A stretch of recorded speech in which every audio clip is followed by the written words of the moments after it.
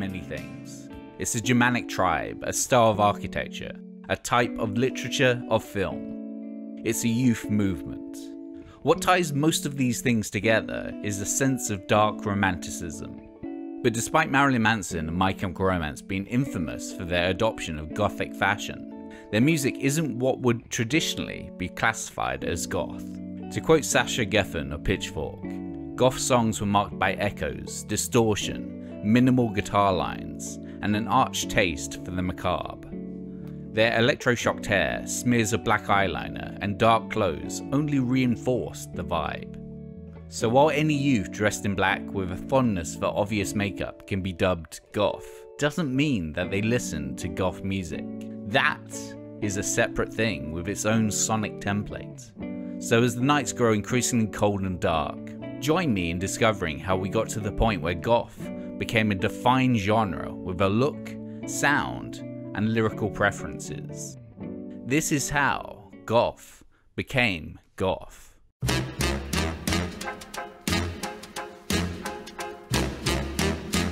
Perhaps the first instance of the darkness being put front and centre, both sonically and aesthetically, in pop music, is on I Put a Spell on You by Screaming Jay Hawkins from 1956. Hawkins recorded his first attempt at the song in late 1955 as a waltz-time blues ballad inspired by Johnny Ace's Pledging My Love. Forever, my darling, I put a spell on you.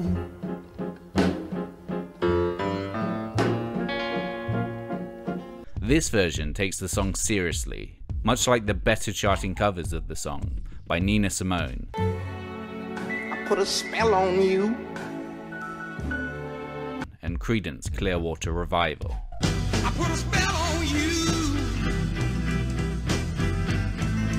It is performed as a love song with a standard blues vocal. Changing label in 1956, Hawkins and his band decided to re-record I Put a Spell on You, but producer Arnold Maxon believed that they were too stiff. He brought in ribs and chicken and got everybody drunk, and we came out with this weird version. I don't even remember making the record. It all sort of just fell in place. I found out that I could do more destroying a song and screaming it to death. What Hawkins did with the song was to act it, fully embody the theatre of literally bewitching someone, screaming, grunting and moaning throughout.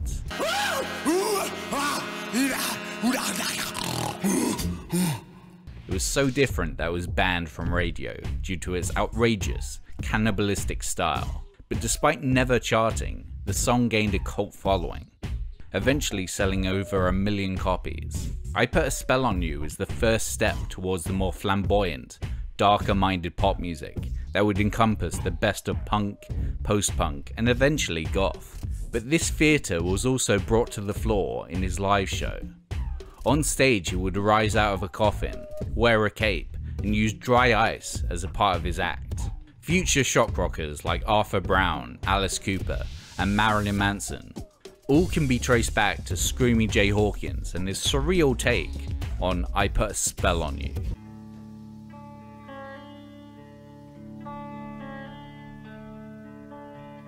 On the cusp of psychedelic rock in Los Angeles were the Doors, defined by their extended jams, blaring organs, darkly poetic lyrics, and frontman Jim Morrison's raw sex appeal. Their debut self-titled album was released in January 1967. Light My Fire, despite getting the group banned from the Ed Sullivan Show for the line, "Yeah, we couldn't get no trial," got the band into the pop spotlight, and their first #1 single. But the album had more darkness than a simple drug reference, especially present on the 11-minute closer, The End.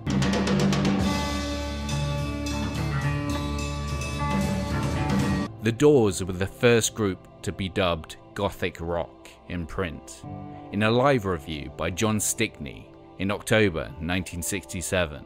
There is terror in the sexuality of The End, Morrison's black masterpiece of narrative poetry. The lyrics and screams which are The End, poured out of his mouth, Malevolent, satanic, electric, and on fire. Initially written as a 3-minute pop tune about Morrison's breakup with a girlfriend, their track evolved through repeated airings at the band's resident Whiskey A Go-Go. Its funereal organ, subdued jazz drums, and whirring Eastern-inspired guitar lines slow burn into a fuck-loaded crescendo by the midpoint.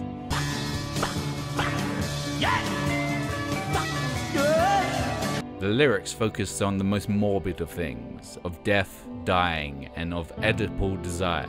Of the repeated phrase, "My only friend, the end," Morrison explained, "Sometimes the pain is too much to examine, or even tolerate. That doesn't make it evil though, or necessarily dangerous. But people fear death even more than pain. It's strange that they fear death. Life hurts a lot more than death. At the point of death, the pain is over. Yeah, I guess it is a friend." As well as being a very morbid boy with a touch for the theatrical, Morrison would also be a vocal template for goth singers to replicate. A deep droning baritone adopted by Joy Division's Ian Curtis and the Sisters of Mercy's Andrew Eldridge.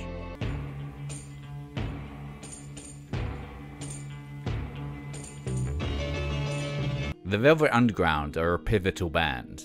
Pretty much any rock-centric genre that has burst forth since the end of the 60s can probably be traced back through their output. Punk is the obvious one, but also art rock, krautrock, shoegaze, twee, no wave, and beyond. So of course, goth is there as well. Its blueprint is audible on the New York band's iconic self-titled 1967 album, specifically on tracks Venus and Furs, Shiny, shiny, shiny boots of leather, and All Tomorrow's Parties. To all tomorrow's parties. MTV's Kurt Loder described the latter in 1984 as a mesmerizing goth rock epic. Both songs' content lyrically is much darker than what had previously been sung about in pop music, with Venus and Furs' tales of BDSM and All Tomorrow's Parties' shadowy caricatures. The combination seems like an obvious step forward to Velvet songwriter Lou Reed. That's the kind of stuff you might read. Why wouldn't you listen to it? You have the fun of reading that, and you get the fun of rock on top of it. The Velvet Underground's version of rock is eccentric and cataclysmic, a droning rhythm combined with pummeling piano work and the siren song of the vocals. On both the aforementioned songs, Reed uses what he describes as ostrich guitar tuning, consisting of all the strings tuned to the same note, which gives the guitar a unique droning quality when played.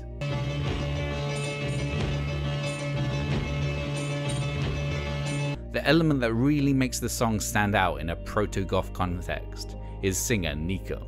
The German-born vocalist was described by rock critic Richard Goldstein as half goddess, half icicle. She sings in perfect mellow ovals. It sounds something like a cello getting up in the morning. She turned once more to Sunday's cloud. Within the next year, Nico would leave the Velvet Underground and continue her impact on future goths elsewhere.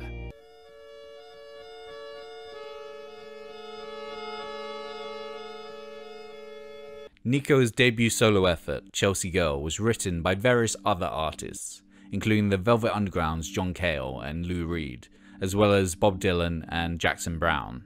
After this, Nico took some advice from The Doors' Jim Morrison for a follow-up, moved out west, and wrote an album of original material. The result was an album much more faithful to the oddly original artist that Nico was, and one of the defining albums in proto-goth. 1968's The Marble Index. The album was a significant move forward for Nico musically, but also in who she was as an artist. John Cale said she hated the idea of being blonde and beautiful, so The Marble Index was an opportunity for her to prove she was a serious artist, not just this kind of blonde bombshell.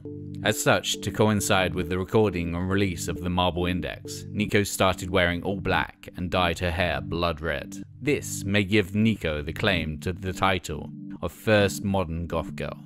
Quite unlike anything that had come before or after, the Marble Index, with tracks like The Frozen Ground and Facing the Wind, feature Nico's out-of-tune harmonium and compositions by John Cale.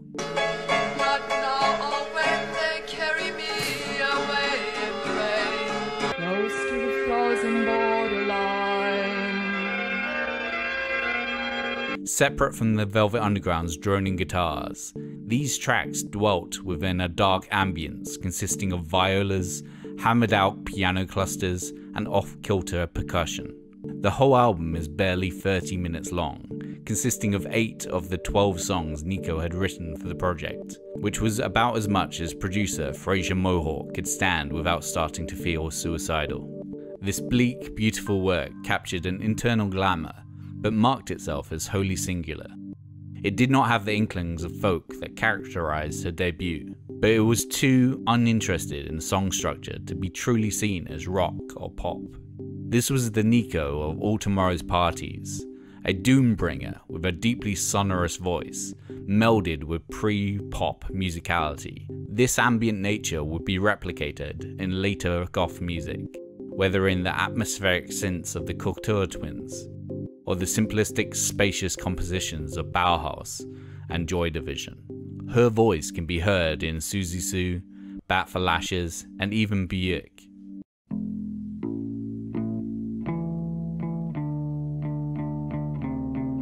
There were moments that would inspire future goths in the gaps between hard rock and metal, whether it be the lumbering pace and haunted organ of Iron Butterflies in the Gada da Vida,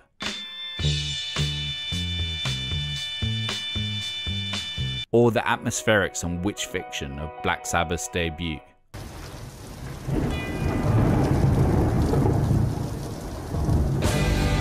But a key band in the aesthetics and theatrics of goth culture were Alice Cooper and their self-titled frontman, taking the flamboyant darkness of Screaming Jay Hawkins and bringing it up to date within the 70s context.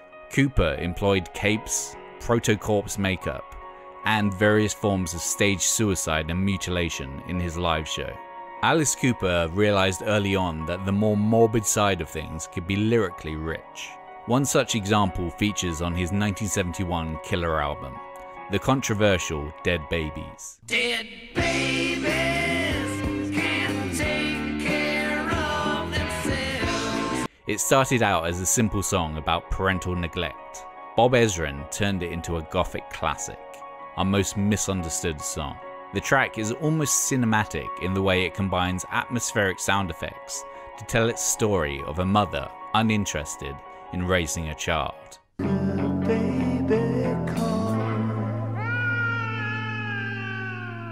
When paired with the album's title track on stage, audiences would see Cooper chopping apart baby dolls and climax with the ritual hanging of Cooper, while his stage antics and persona has a direct link to 90s shock rock kings Marilyn Manson and Rob Zombie. His music would also be important to the late 70s punk scene. John Lydon of the Sex Pistols and Public Image Limited has stated that Killer is the greatest rock album of all time, while Damn singer Dave Vanian's preference for vampiric attire can be linked to Cooper.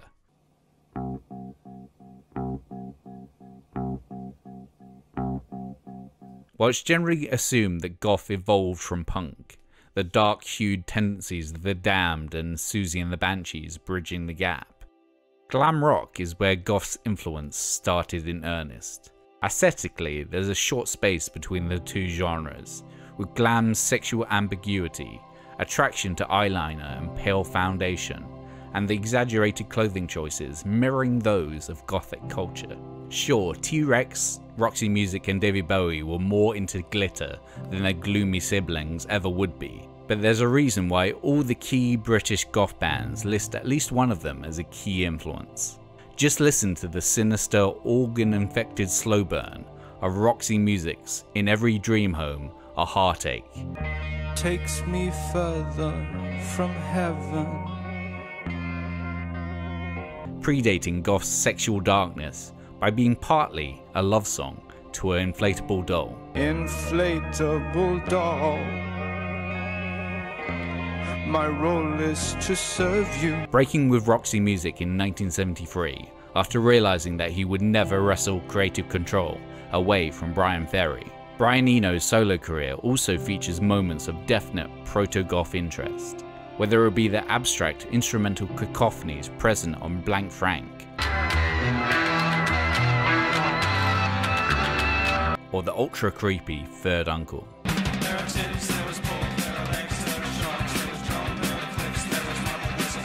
The latter possesses a menacing, almost mechanical drum beat, staccato guitar work, and Brian Eno's hypnotic monotone vocal, a sonic template that Joy Division would take for their own amid Martin Hannett's spacious production on Unknown Pleasures 5 years later. Bauhaus would cover the song on their 1982 The Sky's Gone Out EP, somehow making the song less intensely disturbing in the process.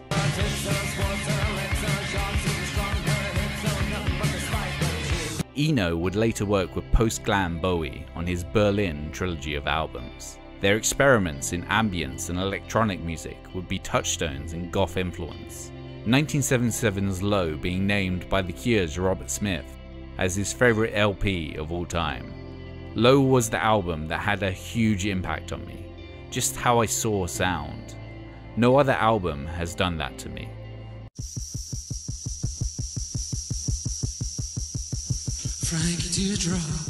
New York Suicide had been a band since 1969 and had been one of the first bands to self-identify as punk. But their style went beyond the over-revved guitars and double-time drums of their CBGB-based contemporaries. Using drum machines and early synths, Suicide created some of the most original music of the era. But this originality drew ire wherever they went. People didn't like that this was a band that didn't have guitars, didn't have drums, and had the effrontery to call themselves Suicide. But their debut's most deeply disturbing and most deeply gothic work was the 10-minute and change epic, Frankie Teardrop. All a tear for Frankie. Over Martin Rev's minimalist beat and pulsing synth work, vocalist Alan Vega in his agitated croon tells the unrelenting tale of a young father and factory worker driven to insanity by his poverty, to the point of killing his wife, child, and then himself. Author Nick Hornby described it in his book 31 Songs as something you would listen to only once. And the reason for this is clear. The song is legitimately terrifying, peppered with Vega's blood-curdling screeches that would unease the most veteran horror fans. Shut up.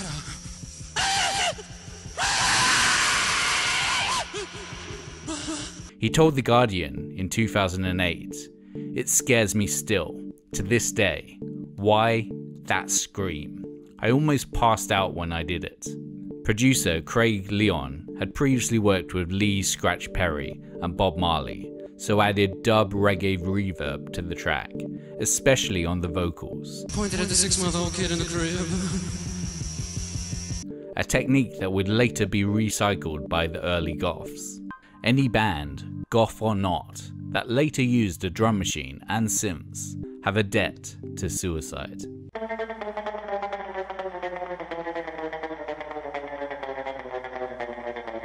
Another New York-based band that extended what goth would become were the Cramps.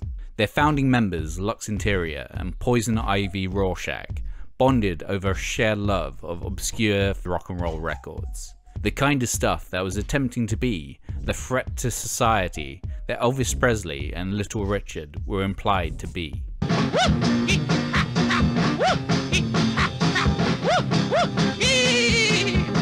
By 1977, they were recreating this rough around the edges rockabilly into their own form, sped up, distorted, and mashed up with B-movie characters and themes, in a form they dubbed Psychobilly. Well, their first single was the cover of the Trashman's Surfing Bird. Their second would define their personal template, the raucous, horror-themed Human Fly.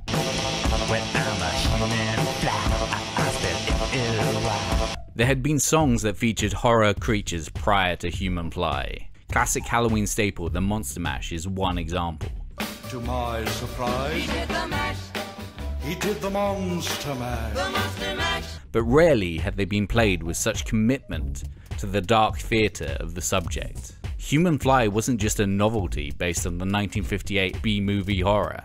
Lux's Elvis Hiccup delivery made him feel like he was an actual human fly.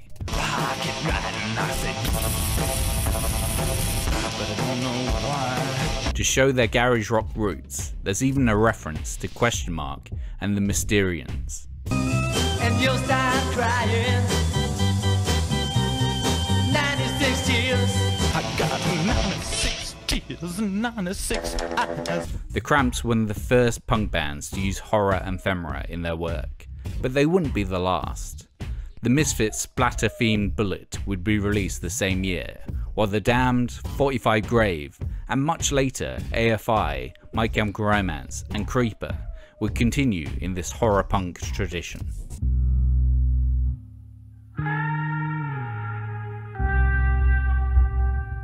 Punk was definitely a stepping stone towards goth. As a movement, especially in the UK, punk made it so that music alternative to the mainstream could get a look in. It made it so that loud, angry music could be seen as legitimate, and that you could dress whatever way you felt like dressing. One of the last first-wave British punk bands to get signed to a major label were Susie and the Banshees. Their frontwoman, Susie Sue, was famed for her exquisite eye makeup, inspired by Egyptian designs, and electroshock black hair. But her band's music was one of the first to be dubbed post-punk.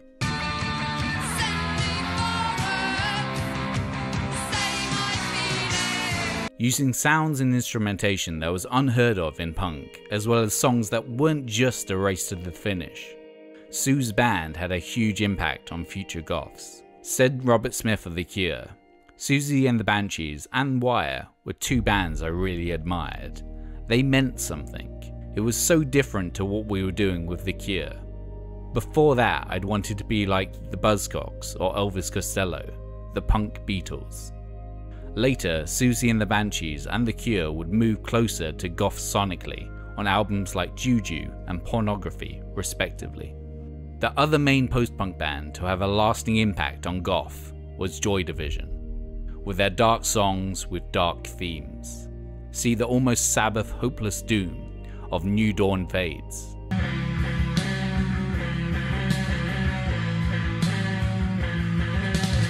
Their 1979 album, Unknown Pleasures, aided with Martin Hannett's cavernous production, would be an influence on things to come. In the shadow play, acting out your own death, knowing no more. Its echoes were echoed in Bauhaus, Killing Joke, and the Southern Death Cult. But this is also the point, where the lines between post-punk and goth get hazy.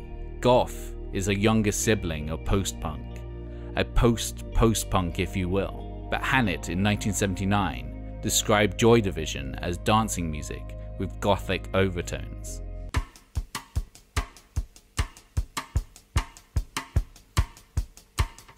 Bauhaus formed in Northampton, England in 1978. Their debut single, 1979's Bela Lugosi's Dead, was a towering monolith of a tune.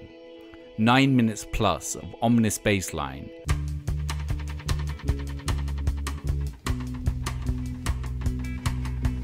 droning dub reggae influenced guitar work,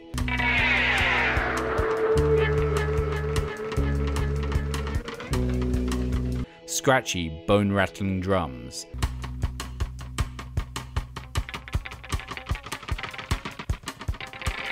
and darkly intoned lyrics about a vampiric ritual. The bats have left the bell tower, the victims have been bled. For all intents and purposes, this is the start of gothic rock proper. We were together for a week, and Danny and I had been writing songs. And we went into the studio and made like an 8-pound demo of this song. And that was the single, which was magic. It was just like a magical moment, and it sort of set the scene for the next 5 years. Despite frequently being dubbed as the first goth rock song, Bauhaus hated the tag, starting a tradition of goth bands never self-identifying as such. From Bela Lugosi's Dead, Gothic rock had risen, energized by what had come before. The theatrical delivery of Screaming Jay Hawkins, the deadpan croon of Jim Morrison, the atmospheric drones of the Velvet Underground and Nico, the shadow of Bowie, the staccato guitars of Brian Eno, the dub reverb of Suicide and Joy Division, and the monster movie worship of the Cramps, all compressed down to just shy of 10 minutes of pure gothic rock. Various other bands would help form the genre into its definitive form, from The Cure, Susie and the Banshees, Killing Joke and The Birthday Party. Goth still exists today, but it has changed in appearance and sound. Compare the work of Creeper,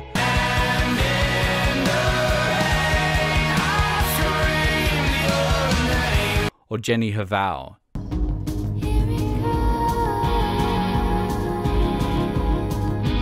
to Bauhaus.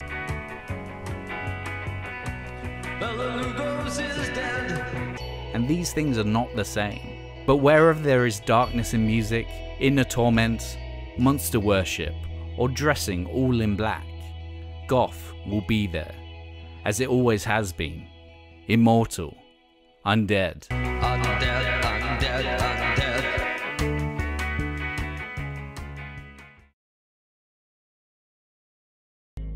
Thanks for watching.